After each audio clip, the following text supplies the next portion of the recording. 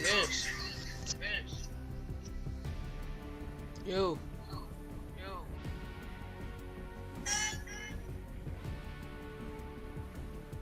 João.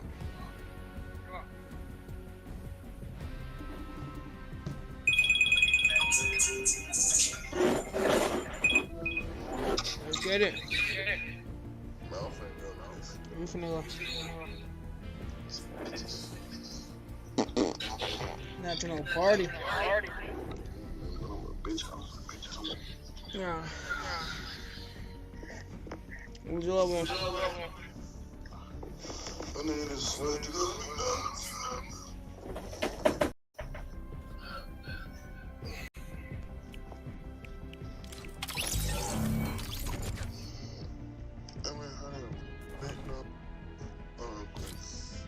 So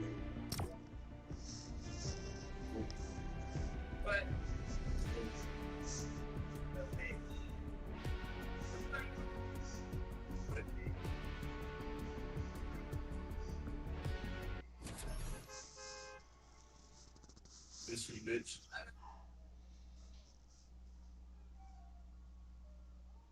Yeah.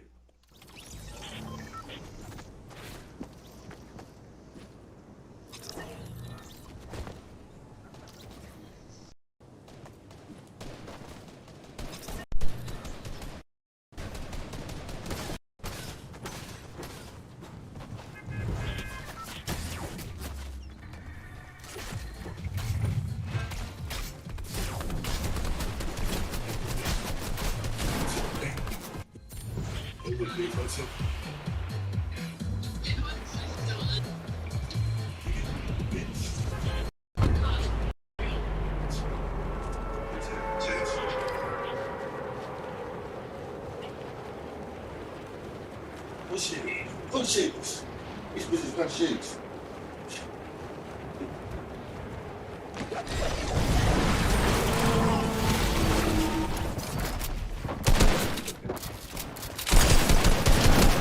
That's the gas, bitch. Right there.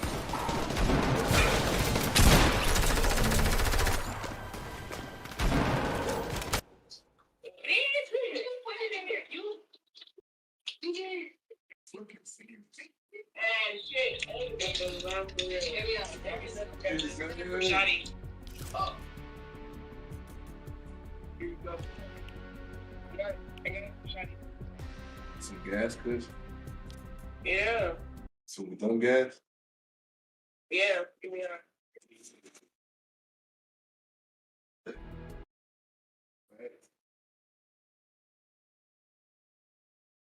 So, yeah, Put a bottle in. I'm about to get it. And if I buy myself, I'm nobody thinking about shit. Oh no, I got something for you on, bro.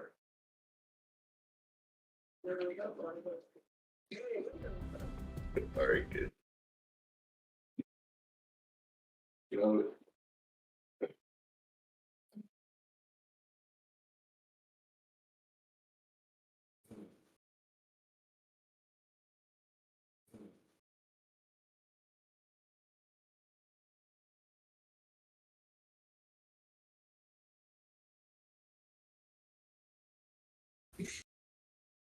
Oh shit.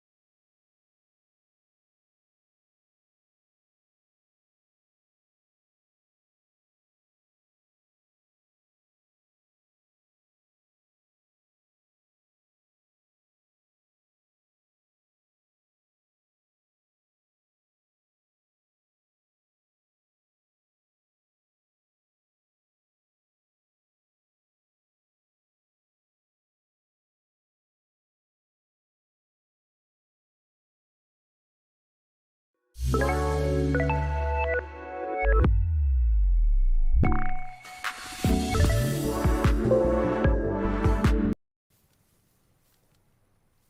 grand's oldest mod, really?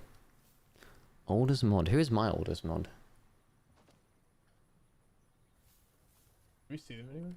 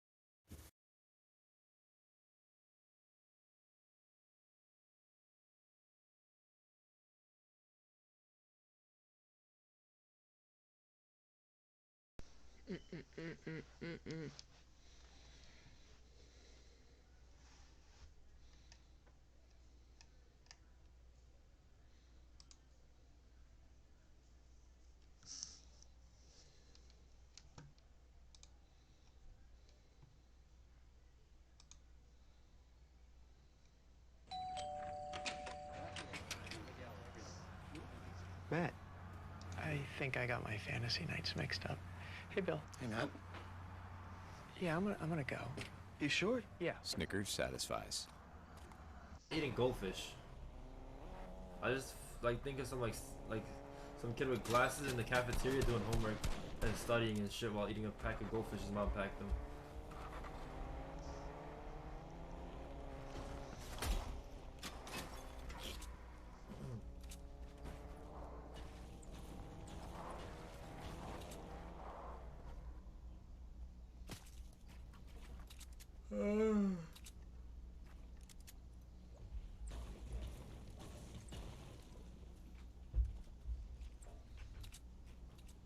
Yo, this Reen kid, if you don't stop asking why there's only 32 teams after I explained it 10 times, yo, stop, bro. What is wrong with you, man?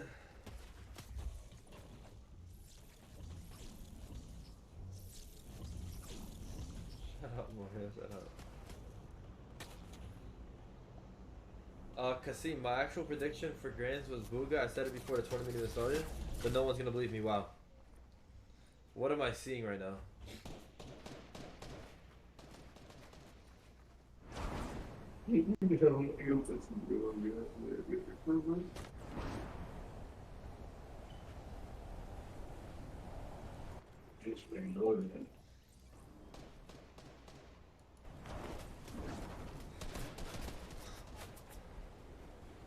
Yo, the God movement right now. He's dodging all the shots. They can't finish him.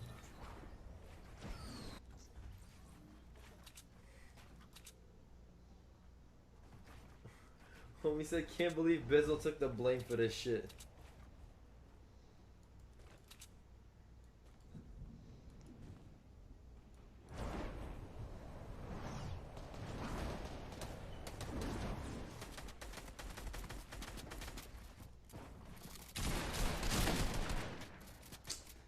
Ooh, wait.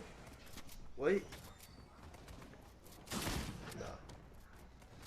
GG's. GG's. GG's.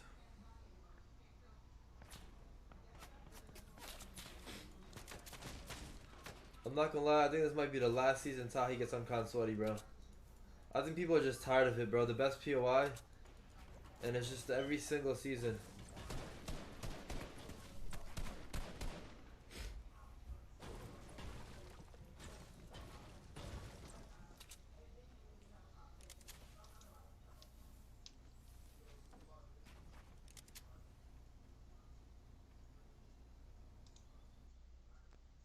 Yet, and that's usually if you see teams who can stop. I was about to say consistently, but I stopped myself mid-sentence. If you keep seeing teams who don't make it into the top 5, it's usually one big mistake in that end game that doesn't allow them to get refreshes. Like, you know, they're not able to position themselves at the dead side, so they get stuck with a bunch of other players. And when I've watched Rise tarping before, like, I know that he's a fantastic tarper, so I want to figure out kind of what's the issue with them going into the end game. Maybe it's their mid game where they're losing too many materials or something, but it's just not clicking in terms of getting to many top 5s, and that is what's going to push them up into second and hopefully obviously into first as well.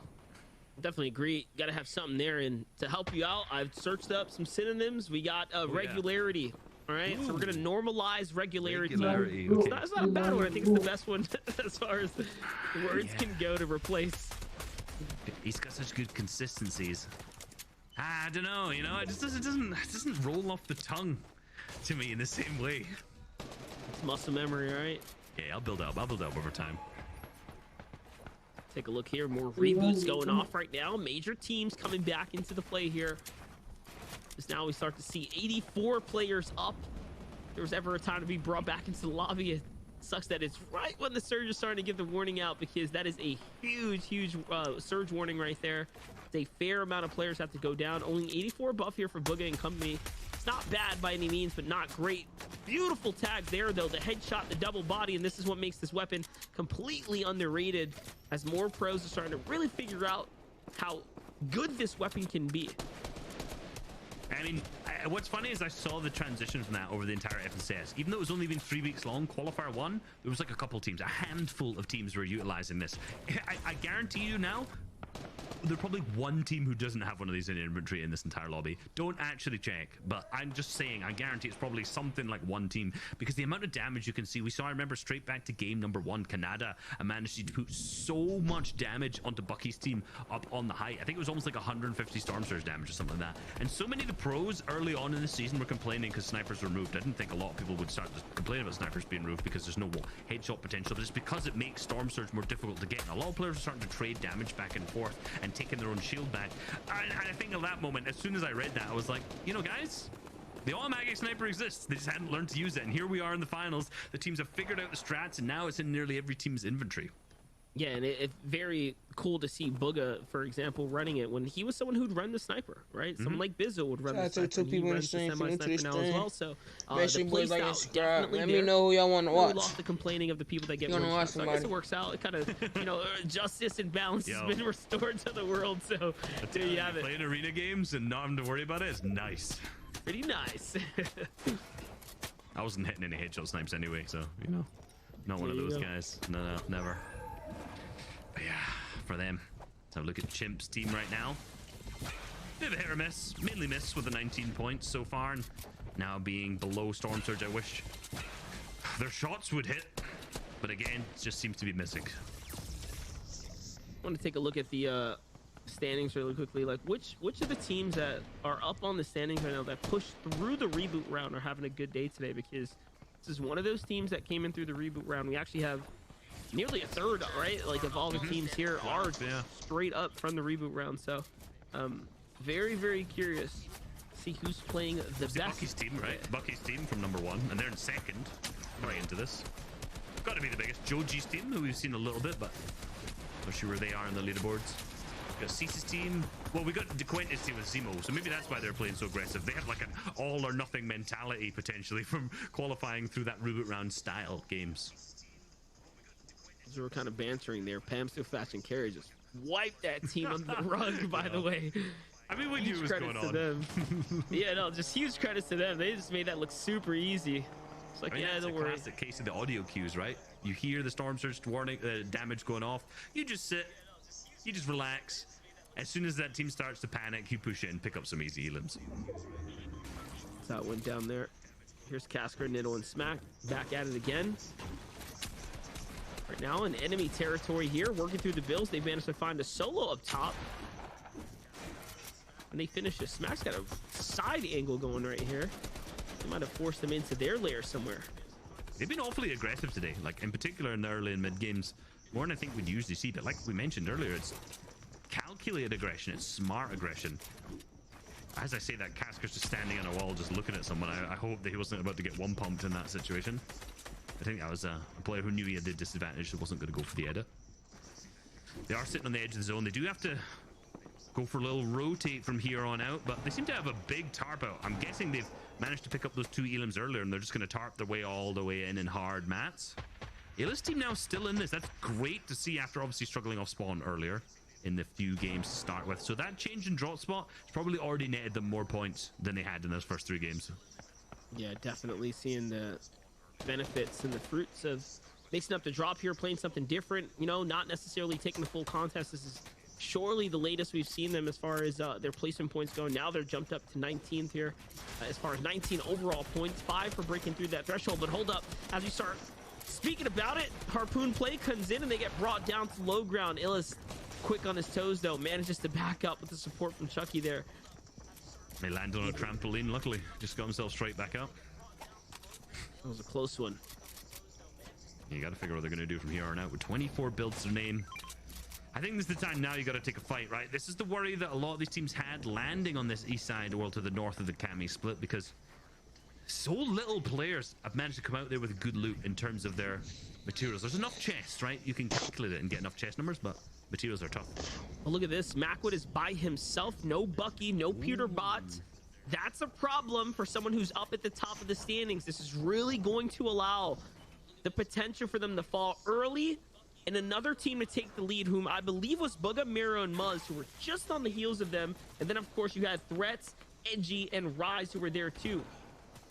Yeah, they're behind by, what was it, 18 points? Both of them tied 3rd and 4th. That's definitely going to close the gap for them. So if we can see, you know, Threats, Rise, alongside Muzz and Miro's team also try to get up over what I'm guessing is 105, 108 right now, because they'll obviously Bucky's team's gonna have gained a couple points this game. We'll see them overtake them into 2nd. But anyone like Pamsu Carry Fats, we've obviously seen them, they're in 5th right now.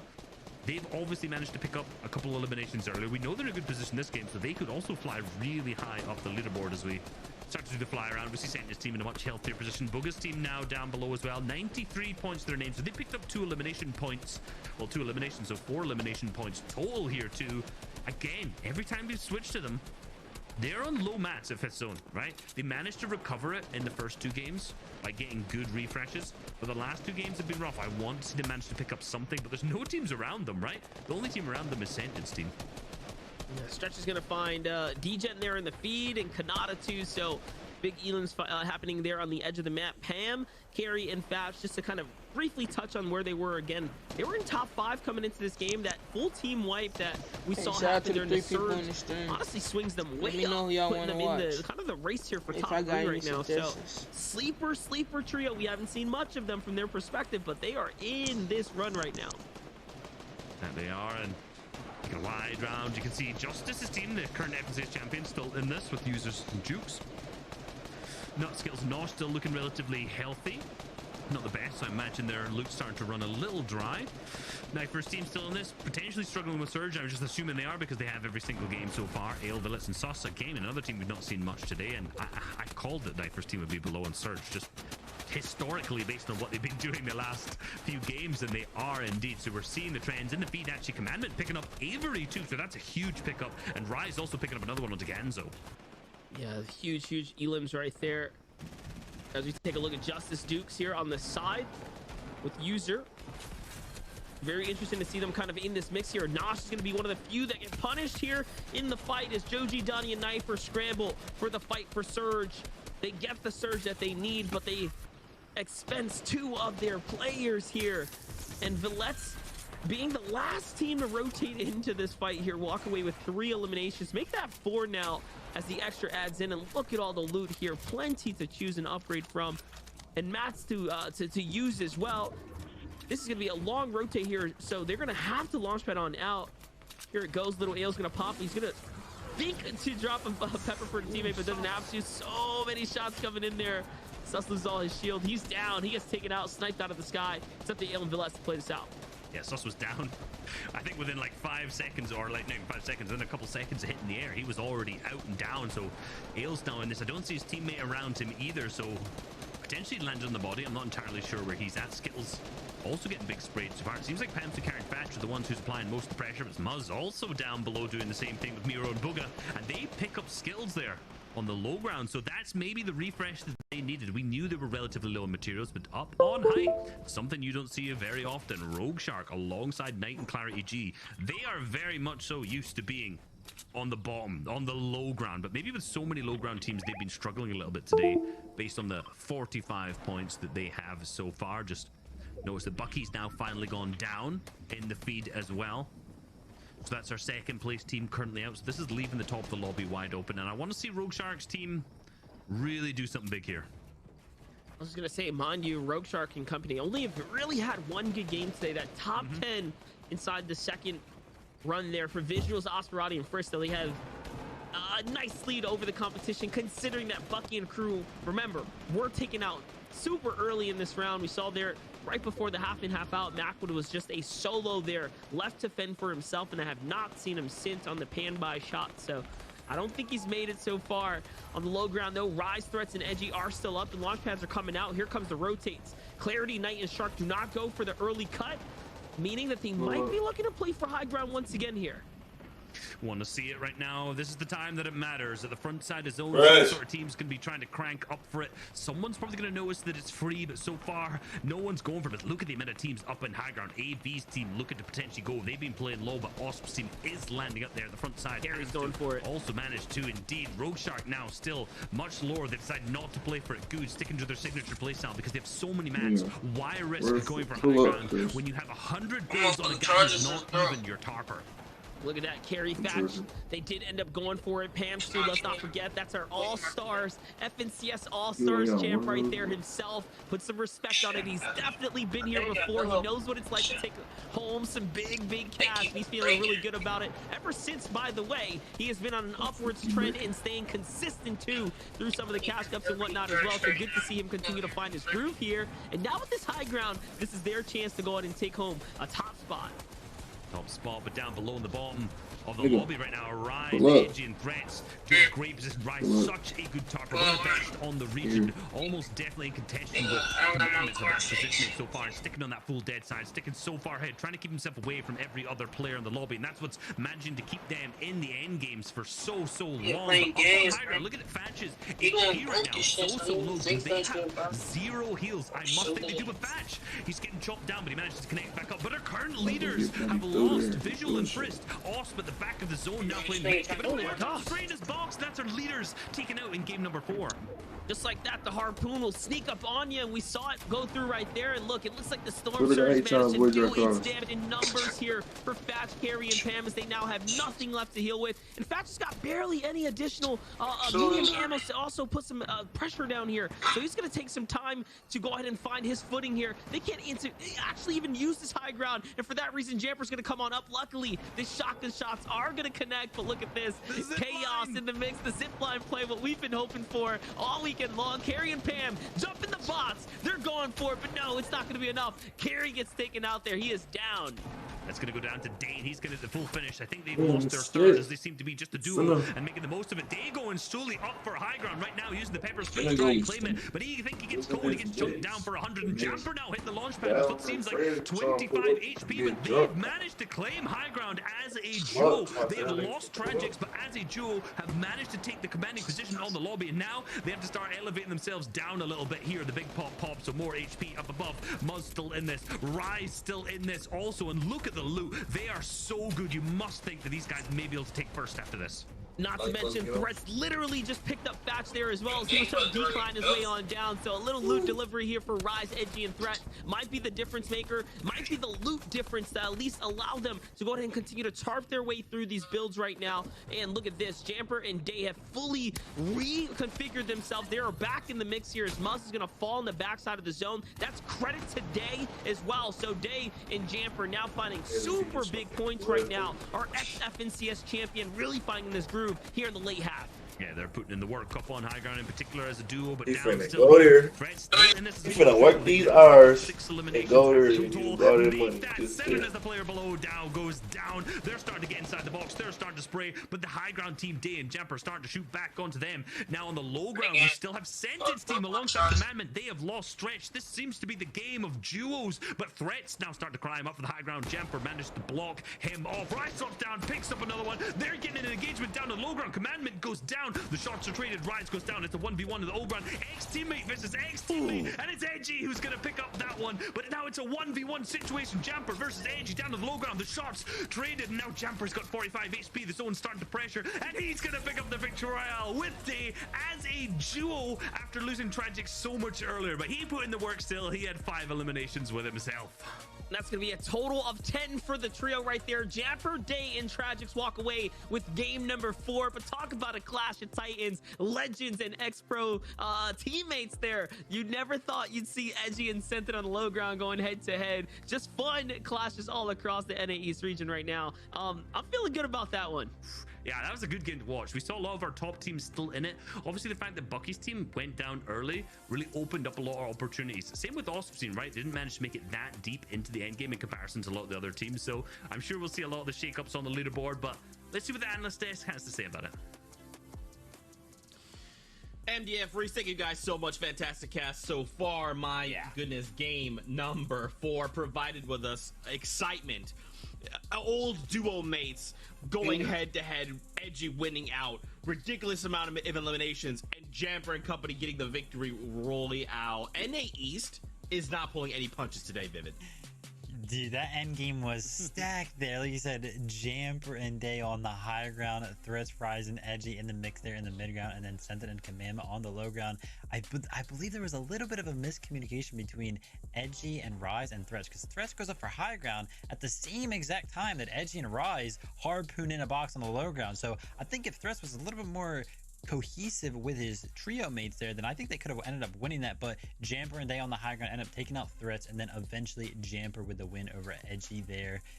Well played from all 3 of those trios. Finding themselves in the top 3 is, you know, awesome in its own regard. Yeah, it's certainly getting far in now. I mean, it's great to see as well, you know, we're 4 games in, and I mean, it's flying by, fellas. But we're already seeing that all those top teams that we mentioned and they highlighted at the end of the show, they are making their way into those final kind of parts of the game, which makes it really exciting for the leaderboards. And as well, I guess Reese is absolutely buzzing because his pick wins a game and gets some serious victory royale points on the board as well. So can't wait to see the leaderboards, can't wait to see who's in the lead at the moment. It's going to be very, very exciting with 2 games left today.